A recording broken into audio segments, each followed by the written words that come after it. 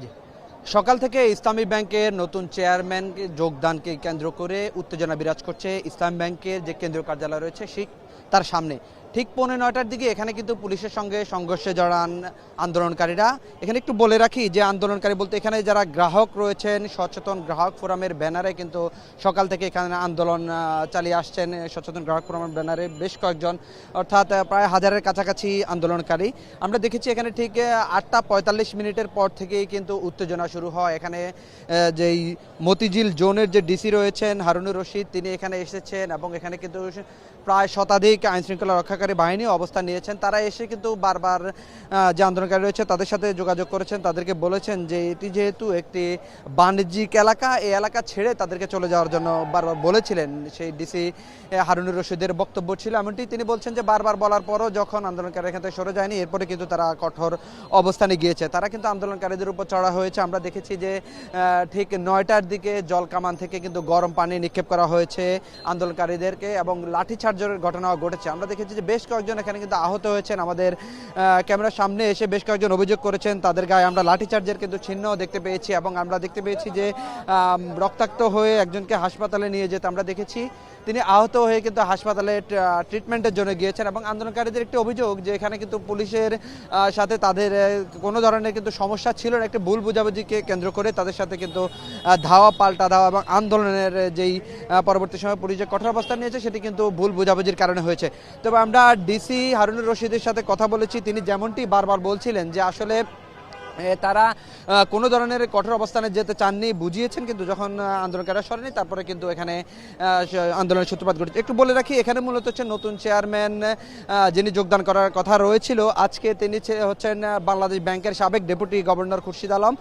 তার বিরুদ্ধে যদিও কিন্তু এর আগে 2017 সালে কিন্তু বাংলাদেশ ব্যাংক থেকে একটি তদন্ত কমিটি গঠন করা হয়েছে আর্থিক অনিয়মের। সেখানে কিন্তু প্রায় 20 লাখ টাকার উপরে কিন্তু অনিয়মের ঘটনা ঘটেছে, সেটি কিন্তু প্রমাণিত হয়েছে বাংলাদেশ ব্যাংকের তদন্তে। সেই তদন্তকে ঘিরে কিন্তু তাকে আবার শাস্তির মুখোমুখি করা হয়েছে এবং আন্দোলনকারীদের আজকের অভিযোগটা এখানেই। তারা বলছেন যে যার বিরুদ্ধে অনিয়মের অভিযোগ প্রমাণিত হয়েছে বাংলাদেশ ব্যাংকের তদন্তে এবং অডিটে, সেই একজন আর্থিক কেলেঙ্কারির সাথে জড়িত একজন ব্যক্তি কিভাবে ইসলাম ব্যাংকের চেয়ারম্যান হতে পারেন, কিভাবে তিনি আবার ইসলাম ব্যাংকের চেয়ারম্যান হয়ে যে এস আলম বা যারা এর আগে ব্যাংক খাতকে লুট করেছে অর্থাৎ আর্থিক অনিয়ম হয়েছে তাদের ক্ষেত্রে আবার সেই পূর্বের ধারায় ফিরে যাবে কিনা, সেই সংখ্যা থেকেই কিন্তু আমানতকারীরা গ্রাহক যারা রয়েছেন তারা কিন্তু আন্দোলনে নামছে। তারা বলছেন যে তাদের যে কষ্টার্জিত টাকা তারা কিন্তু এখন পর্যন্ত ব্যাংকে বারবার ধর্ণা দিয়েও তুলতে পারছেন না চাহিদা অনুযায়ী টাকা।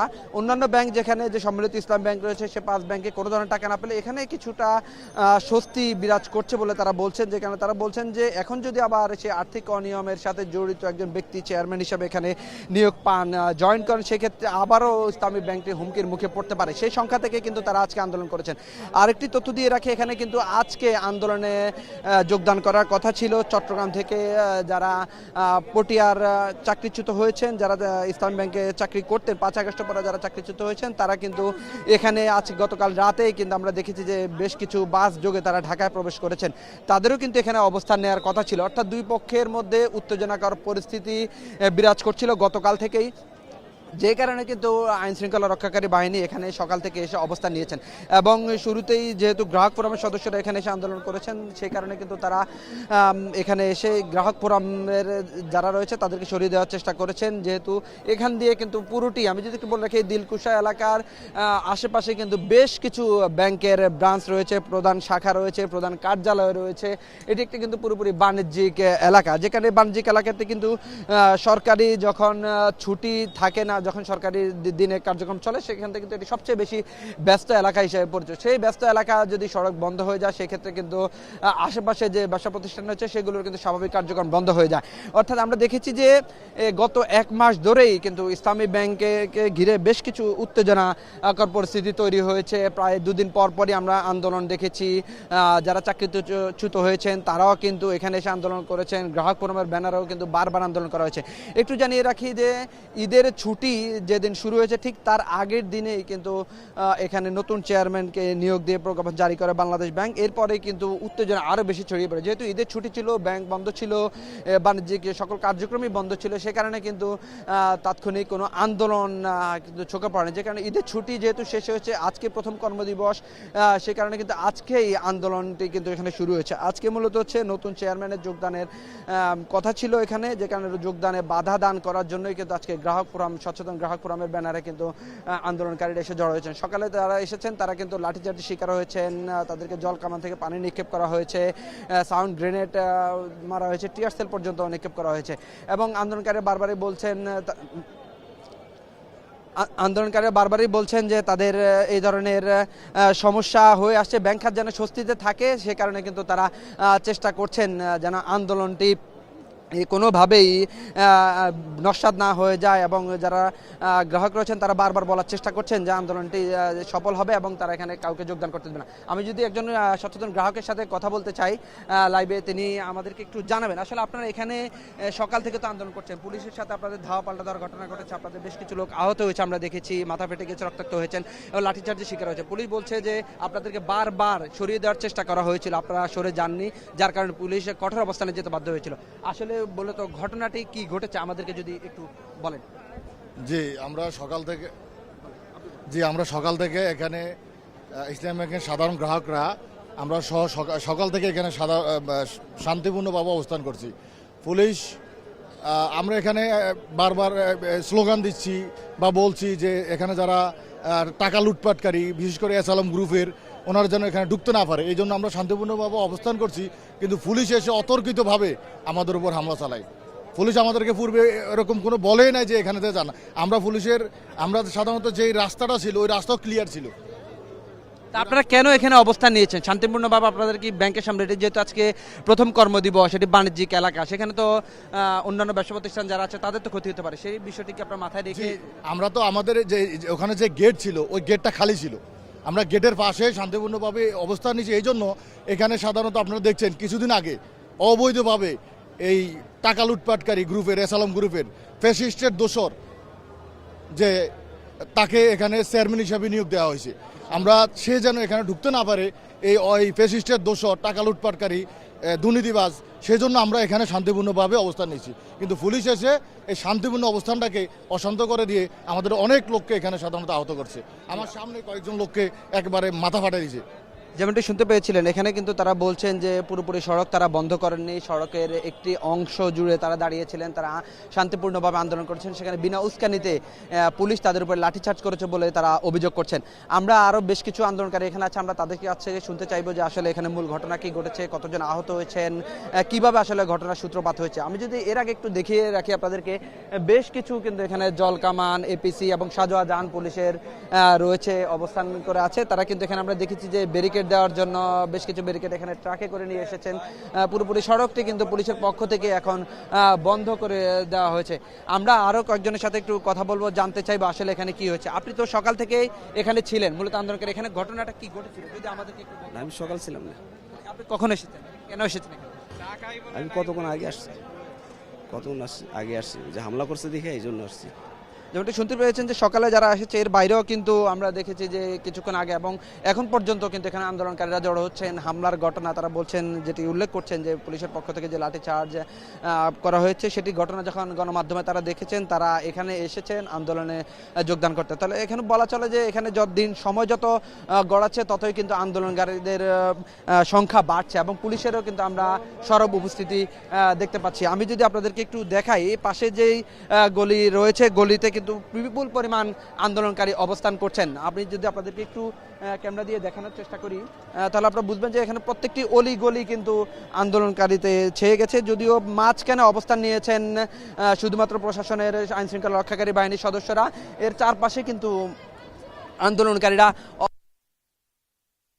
তারা বলছেন যে তারা শান্তিপূর্ণ আন্দোলন চালিয়ে যাবেন যতক্ষণ না যে নতুন চেয়ারম্যান নিয়োগ দিয়ে প্রজ্ঞাপন জারি করা হয়েছিল সেই চেয়ারম্যানের প্রজ্ঞাপন বাতিল করা হয়, তাকে নিয়োগ দানে বিরত রাখার জন্যই কিন্তু এখানে আন্দোলনকারী অবস্থান নিয়েছে। আর একটু যদি এখানে দেখে রাখেন কিন্তু উত্তেজনা ইতিমধ্যে কিন্তু বাড়ছে। এখানে কিন্তু আমরা দেখেছি যে শুরু থেকে মাইক না থাকলেও এখন কিন্তু মাইক আনা হয়েছে। এখানে কিন্তু তারা সমাবেশ করে বক্তব্য দিচ্ছেন। তারা বলছেন যে কোনোভাবেই কিন্তু তারা আজকে এই জায়গাটি ছেড়ে যাবেন না, যতক্ষণ পর্যন্ত না অফিস সময় রয়েছে ততক্ষণ পর্যন্ত তারা কিন্তু তাদের এই শান্তিপূর্ণ আন্দোলন চালিয়ে যাবে। আমি যদি একটু দেখে রাখি যে এখানে আইন শৃঙ্খলা রক্ষাকারী বাহিনীর সদস্যরা কিন্তু ক্লান্ত হয়েই বা বসে আছেন সড়কের পাশে। তারা কিন্তু সকাল থেকে এখানে ছিলেন এবং এখন পর্যন্ত আছেন। যদি আমি সংখ্যার হিসাব বলি আইন শৃঙ্খলা বাহিনীর সদস্য কেমন রয়েছে, তাহলে এখানে বলা চলে প্রায় 5 শতাধিকের উপরে কিন্তু এখানে আইন শৃঙ্খলা রক্ষাকারী বাহিনীর সদস্য রয়েছেন। প্রত্যেকেই কিন্তু ক্লান্ত। যদি একটু বলে আজকে আবহাওয়াটা কিন্তু বেশ উত্তপ্ত, যে কারণে কিন্তু অল্পতেই আন্দোলনকারীরা যেমন ক্লান্ত হয়ে যাচ্ছেন, আইন শৃঙ্খলা রক্ষাকারী বাহিনীর সদস্যরাও কিন্তু ক্লান্ত হয়ে যাচ্ছেন, যে কারণে তারা কিন্তু সাময়িক বিশ্রাম নেওয়ার জন্য কিন্তু এই সড়কের পাশে অর্থাৎ ইসলাম ব্যাংকের যে নিচেই কিন্তু তারা অবস্থান করছেন। আমি যদি সামনে আরেকটু আপনাদেরকে দেখানোর চেষ্টা করি, এখানে কিন্তু আইন শৃঙ্খলা রক্ষাকারী বাহিনীর সাজোয়া যান কিন্তু ধীরে ধীরে সামনে অগ্রসর হচ্ছে এবং আন্দোলনকারী যারা রয়েছেন তারাও কিন্তু সামনে অগ্রসর হওয়ার চেষ্টা করছেন। ইসলামী ব্যাংকে ঘিরে যে উত্তেজনা তৈরি হয়েছে সকাল থেকে, সেটি কিন্তু কখন নাগাদ এই উত্তেজনা শেষ হবে সেটি কিন্তু আইন শৃঙ্খলা রক্ষাকারী বাহিনীর সদস্যরাও বলতে পারছে না। কিছুক্ষণ পর পর কিন্তু উত্তেজনা তৈরি হয় নতুন করে। যে নতুন চেয়ারম্যান আসছেন, যোগদান করবেন, পুলিশ তাদেরকে ঢোকানোর চেষ্টা করছে, এমন গুঞ্জন যখন ছড়িয়ে পড়ে তখন থেকেই কিন্তু আবার নতুন করে উত্তেজনা শুরু হয় এবং স্লোগান দেওয়া হয় এবং কিন্তু প্রত্যেকেই কিন্তু পুলিশের সাথেও আমরা দেখেছি বেশ কিছুক্ষণ বাকবিতণ্ডা পর্যন্ত তারা জড়িয়েছেন। আপনারা দেখতে পাচ্ছেন যে এখানে কিন্তু এতক্ষণ মাইক না থাকলে এখন মাইক এনে কিন্তু তারা আন্দোলন করছেন, উত্তেজনাকর স্লোগান দিচ্ছেন এবং বলছেন যে নতুন যে চেয়ারম্যান রয়েছে তাকে কোনোভাবেই কিন্তু ইসলাম ব্যাংকে প্রবেশ করতে দেওয়া হবে না।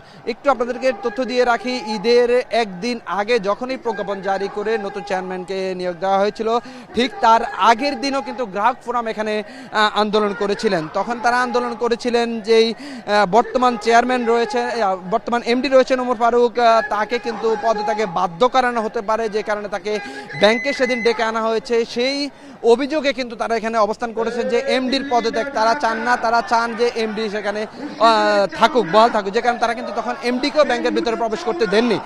এর পরের দিন কিন্তু প্রজ্ঞাপন জারি করা হয়েছে, তারা কিন্তু এর পরের দিন প্রেস ক্লাবের সামনে আন্দোলন করেছিলেন। এখন ঈদের ছুটি কাটিয়ে এসে আজকেও আন্দোলন করছেন। এখন দেখতে পাচ্ছেন তারা বর্তমান সরকারের যেই বলা হচ্ছে যে এই চেয়ারম্যান নিয়োগের পেছনে এবং ইসলাম ব্যাংকের যে নতুন উত্তেজনা এর পেছনে কিন্তু বর্তমান সরকারকেও তারা কিছু ক্ষেত্রে দায়ী করছেন, যদিও সরকার বারবার আবার বিরোধী দলকেও দায়ী করছেন। অর্থাৎ এখানে কিন্তু একটা রাজনৈতিক ট্যাগিং এর খেলা আমরা দেখতে পেয়েছি। এক পক্ষ বলছে যে কেউ সরকারের লোক, আরেক পক্ষ বলছে যে কেউ বিরোধী দলের লোক।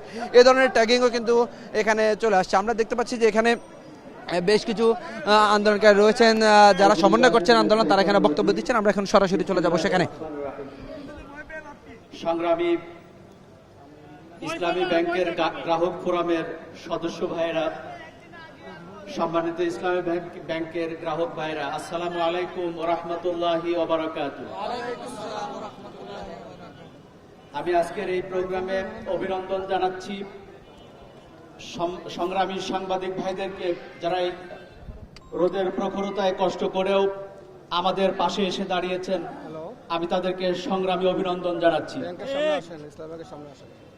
সম্মানিত দেশবাসী, আমরা যে জিনিসটা খেয়াল করেছি সেটি হচ্ছে ফ্যাসিস্ট আওয়ামী সরকারের আমলে বাংলাদেশের সবচাইতে সুন্দরতম, বিশ্বের বুকে বাংলাদেশকে যে কয়েকটা প্রতিষ্ঠান মাথা উঁচু করে দিয়েছে তার মধ্যে অন্যতম বাংলাদেশ ইসলামী ব্যাংক।